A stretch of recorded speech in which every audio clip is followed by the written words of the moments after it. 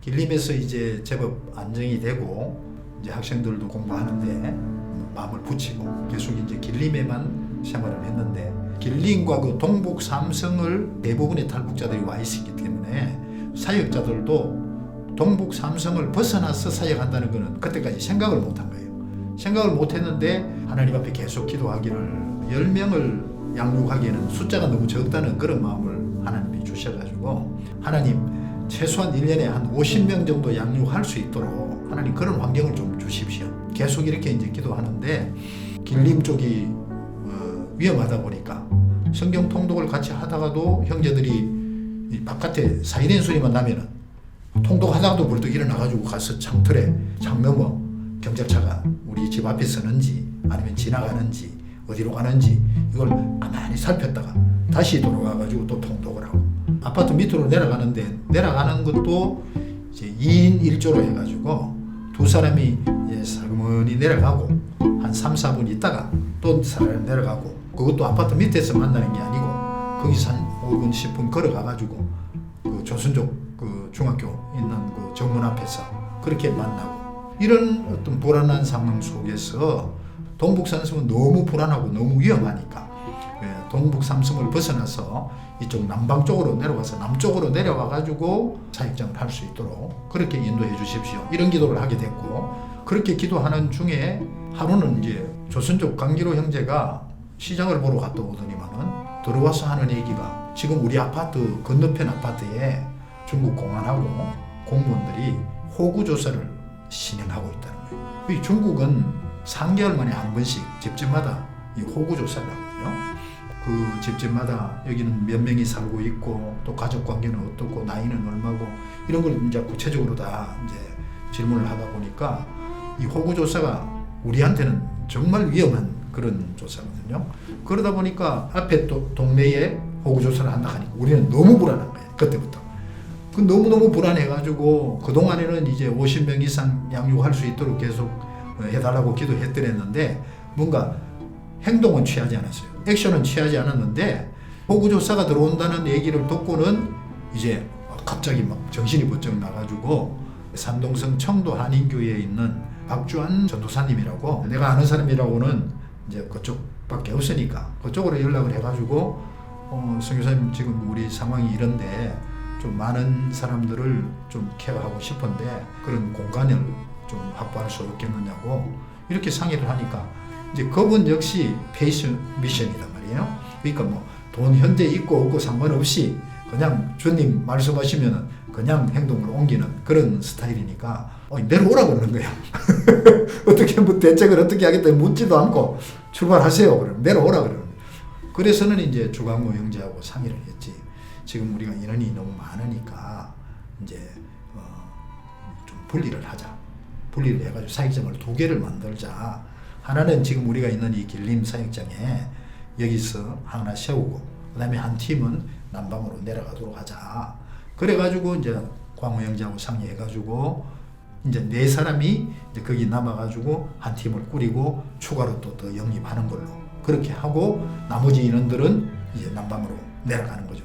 이제 그런 과정을 거치면서 이제 우리는 그 박주환 그 선교사님이 내려오라는 얘기만 듣고 아무런 대책 없이 사실 그때 헌금이 얼마 있었느냐면은 한 1,000원 정도 남았어요. 그럼 한국 돈으로 한 15만 원 정도 그렇게 남았는데 이제 거기서 이제 그 산동성 전항까지 내려오려면은 열차를 타고 주야로 3일을 내려와야 돼요.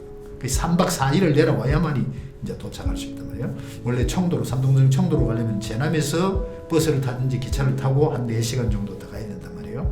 거기 제남에 도착해가지고 전화를 하니까 박 전사님이 하시는 얘기가 뭐냐면 지금 교회에 이야기는 해놨는데 아직까지 허가가 안 떨어졌다. 허락이 안 떨어졌다.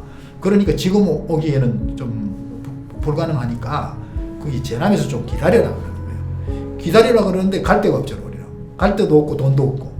이제 그러다 보니까 이제 그 선교사님이 다시 이제 소개를 해가지고 송 목사님이라는 또 선배 목사님이 있어 대선배인데 송 목사님이 얻어놓은 아파트 거기 이제 한 9평이나 10평 될까?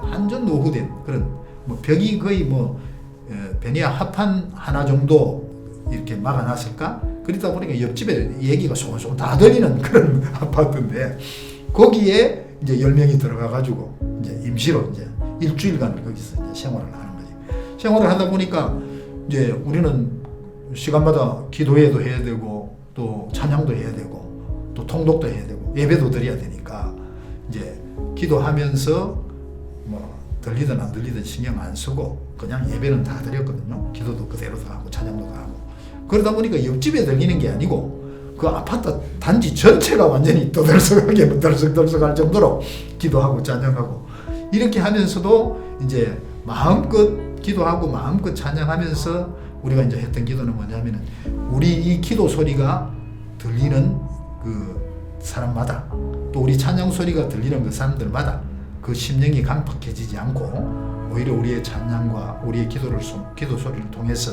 그들이 은혜 받고 하나님을 알게 해달라고 이렇게 많이 기도하고 이제 그렇게 이제 예배를 드리고 기도회를 하거든요. 이제 그렇게 일주일을 이제 지냈는데 지금 생각하면 아찔하지. 아찔한 게 왜 그런가 하면은 중국이 31개 성인데 31개 성 중에서도 이 제남의 공안이 1등 공안들이야. 그만큼 정보력도 뛰어나고 그러니까 탁월한 그런 공안들이 살고 있는 그 지역에서 우리가 마음껏 그렇게 찬양하고 기도하고 그렇게 이제 하고 일주일이 지나니까 이제 청도에서 이제 박성규 교사님이 오라 그러는 겁니다. 그래서는 이제 팀을 이끌고 이제 다시 청도로 내려갔죠.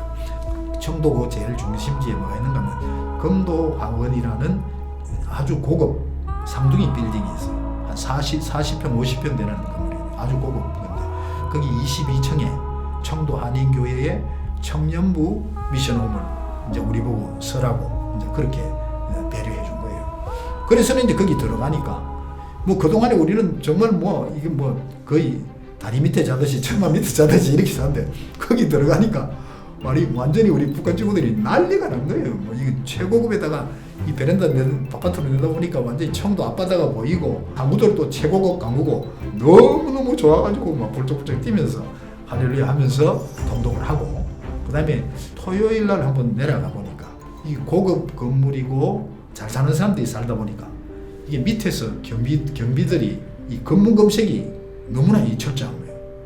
그러니까 다 쫄아가지고 나중에 가다 돌아와가지고는 막 불안해가지고 막 쫄아 있는 거예요. 그리고는 거기서 이제 한 열흘째 되는 날 이제 그 청도 한인교회 담임 목사님이 이제 김무정 목사님인데 이 목사님이 이제 나보고 좀 만나자 그러더라고. 그래서는 이제 그 청도대학 캠퍼스에서 이제 잔디밭에서 이제 만났는데 이제 내 얘기를 한 10분 정도 듣더니만은 참 뭐 돈도 없고 뭐 갈 데도 없고 그냥 하나님 인도 받고 있다. 그러니까 이제 목사님이 하신 얘기가 뭐냐면 참 들어보니까 너무 안타깝다. 안타까운데도 방법이 없다. 이제 좀 나가달라 그러는 거예요. 나가달라. 왜 그런가 하면은 이제 목사님은 그렇게 얘기할 수밖에 없는 것이 지금 중직자들이 다 회의를 했는데 이제 우리 북한 팀이 거기 있어가지고는 큰일 난다는 거지. 왜냐하면 그 당시에 중국 정부에서는 만약에 탈북자들을 도와주거나 케어해주는 사람은 그들은 발각이 되면은 탈북자들은 체포해서 복송시키고 그 다음에 그 도와주던 한국 사람들은 그 대부분 이제 기업하는 사람들이거든. 그 중직자들은 그 기업을 압수해버려. 중국 정부에서 기업을 압수하고 사람은 추방시켜버리니까. 그러니까 이건 뭐 그 생명 이상으로 중요한 거라 그 사람들한테는. 그러다 보니까 그 얘기를 내가 더 이상 할 수가 없는 거예요. 그러니까 알겠다 하고 이제 들어왔지. 전혀 이건 뭐 상식이 말도 안 되는.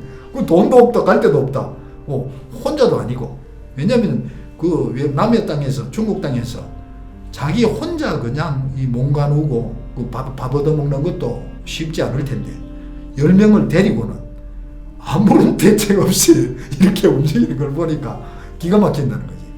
그래서는 이제 다시 이제 제남 그 9평 10평짜리 그 아파트로 이제 다시 오게 되는데 그 제남에 들어가니까 그 좁은 방에 뭐 기가 막히죠. 그렇다고 해서 갈 데도 없고 이제 거기에서 내가 깨달은 게 뭔가 하면은 야, 참 아브라함이 갈 바를 모르고 떠났다 그러더니만은 그게 생각이 나요. 갈 데도 전혀 없고 뭐 대책도 전혀 없지만은 그냥 믿음으로 주님 바라보고 그렇게 움직여요. 그렇게 이제 움직이면서 이제 거기 전함에 다시 돌아왔는데 그 사역장에 들어가서 이제 200 몇십만 원 이제 남아 있었는데 그 돈 갖고는 집을 얻기가 어렵거든. 한 600만 원 정도는 돼야만이 1년치 집을 얻을 수 있으니까.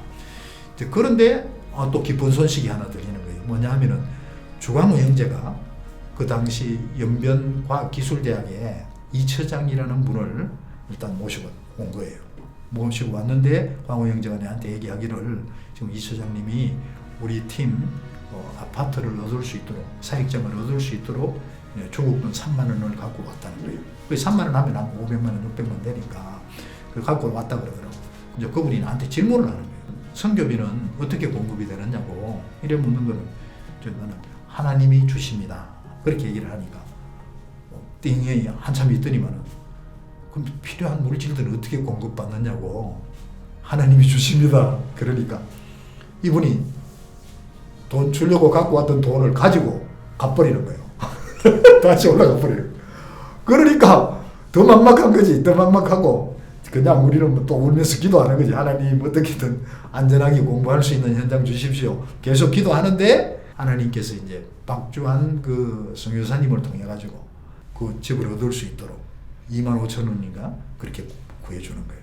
그래서 이제 그 돈을 가지고 정주로 가가지고 정주에서 이제 방색 한 짜리 거실이 있는 그런 좋은 그 사역장을 하러 가셔가지고 거기서 일기생 마무리할 때까지 거기서 생활을 했죠.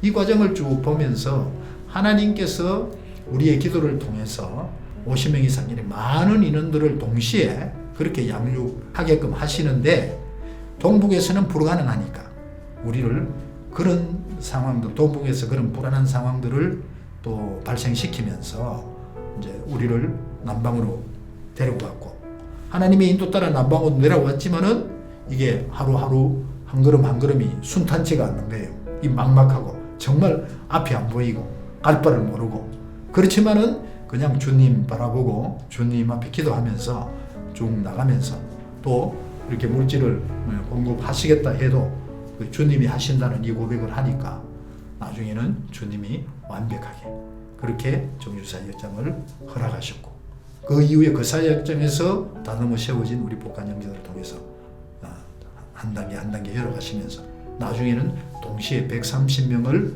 양육할 수 있는 그런 많은 아파트를 얻을 수 있게끔 그렇게 하나님이 인도하신 거예요.